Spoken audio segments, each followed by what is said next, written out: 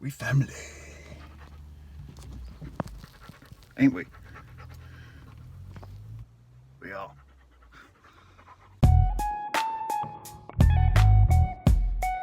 Hi everyone and welcome back to my channel. Today we're reviewing Fast and Furious 9, or F9, F9. It's the 9th one. That's how I'm going with it. Before we go any further, I feel like I need to set the tone.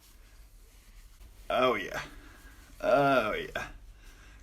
Yeah. So I should explain before we go any further how I personally feel about the Fast and Furious franchise in itself. I don't really care about cars in general, so no, they don't really leap off the screen and totally grab my attention. But I do think there are things within the franchise that can be hugely admired and hugely enjoyed. I followed the first one, the second one, and the third one, which I believe is Tokyo Drift, and I sort of fell off the wagon after Tokyo Drift. That is until one night, many years ago, stumbling home, drunk, just focusing on putting one foot in front of the other and breathing and keeping your vision straight, you know, one of those nights. I stumbled through the front door with a kebab, I sat myself down, and one of the Fast and Furiouses that I hadn't seen just so happened to be on telly, and what an experience it was. Within 10 minutes of watching this film drunk, Jason Statham has stomped so hard on concrete flooring that the entire ground beneath him has given way, falls within that collapsing ground,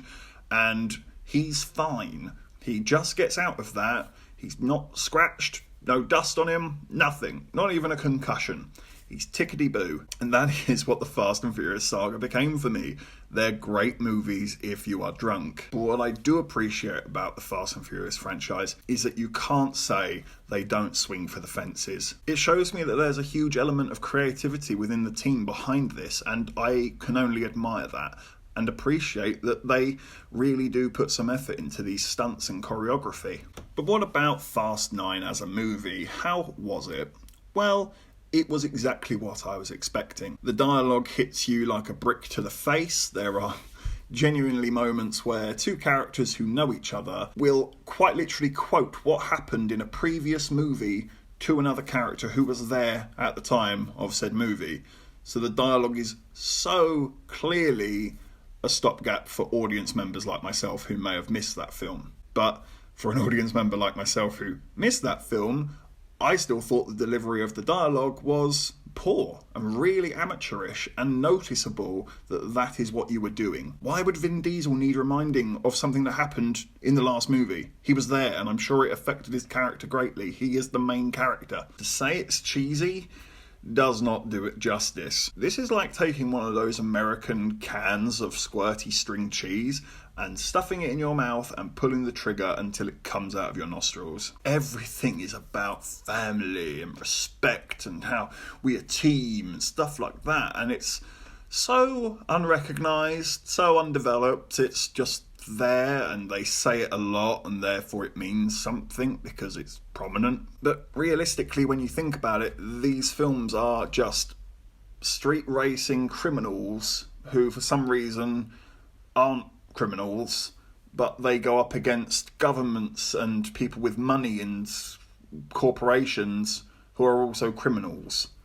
It's just bizarre within itself, you know, how seriously can you take that? There's even a moment in the dialogue where they make reference to the fact of, if this was a movie, don't do that, because, yeah, you weren't really passing the believability scale to begin with. Now we're actively discussing if you are even a movie, in the movie. This is then followed up by a conversation of, which Star Wars character are you? Where did this come from? Why does this belong in the Fast and Furious franchise? Have I got lost somewhere? And typically, because I think the writing is quite poor, I don't really care about any of the characters here. They are quite phony, they're puddle deep in their history and personality. They feel like video game non-playable characters, do you know what I mean? The ones that just sort of fill the screen and occasionally pop out with a line to sort of just immerse the audience into the world. But the fact that we're 9 movies in and only now are we discussing the possibility of Vin Diesel's character having a family outside of the group we know just shows you how little backstory is actually given to these characters. You could never do this in something like Harry Potter, for example. If J.K. Rowling, because let's be honest, she would, just decide to change something about one of her characters all of a sudden, there would be massive outrage, because these characters are set in stone. Their history is there, their backstory, why they behave the way they do.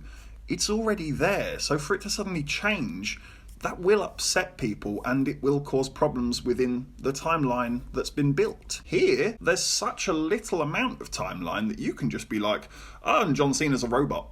Like, that's what they're working with here. They have made such an effort to make the Fast and Furious franchise nothing more than a sandbox full of possibilities that they really can do anything. However, despite all of those flaws, the obvious strengths really do come in the action scenes and the stunts and the choreography of them, how they're filmed, how they're put together. This really is where the franchise shines. I did think the CGI was a little bit shoddy here. Passable enough, I would say, but there were certainly a few scenes, especially including people rather than cars, that were just really quite badly done and quite obvious. However, the music and the soundtrack was pretty good through these scenes. They always had a very good pace to them and always at quite a high scale. They really do try their absolute best to just go as far as they possibly can. And I kind of have to admire that, even when I don't necessarily think it works. In this film, there is a little bit of a gimmicky gadget that they have on the cars, and it essentially involves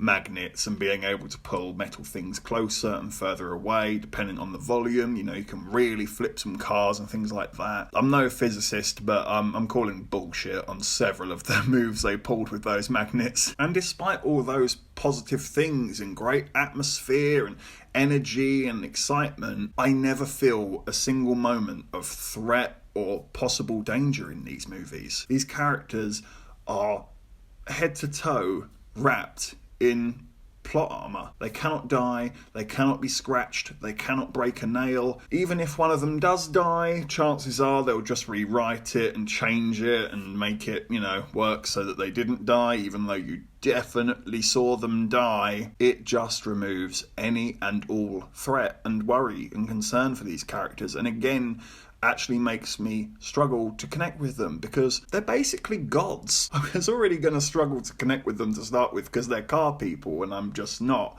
Now I really struggle to connect with them because they're basically Jesus. I love this. I just thought I needed to point out this note that I took. -1 point. Cardi B is in this and you have to listen to her talk. The upside is, when she does talk, it offers me the perfect opportunity to take a quick note like this one.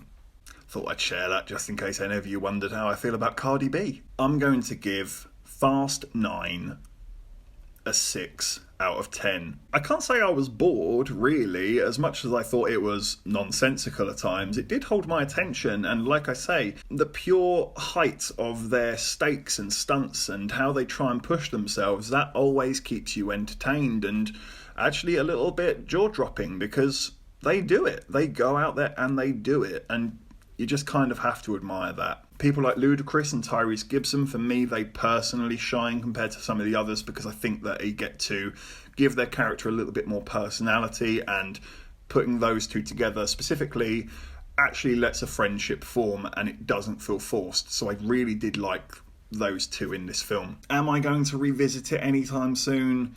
Probably not. That's just the truth. But if you are a fan of this franchise, I think you're going to come out having a great time. I really do. I think you're going to have so much fun. I think it's going to be the sort of movie that I think people need at this time of where we are in the world. With everything going on, I think something like this, it's just like hitting a reset button, Forget everything, forget logic, forget complaining, forget whining, forget how everything's sort of burning around us, and let's just have some good old-fashioned hardcore fun. Thanks for watching this review. Oh, I can put these down now. Thanks for watching this review. Be sure to leave a like and subscribe. Make sure you hit the bell icon so you don't miss any uploads. And of course, leave a comment. I would love to know what you thought about the movie. Take care, and I look forward to seeing you on the next review.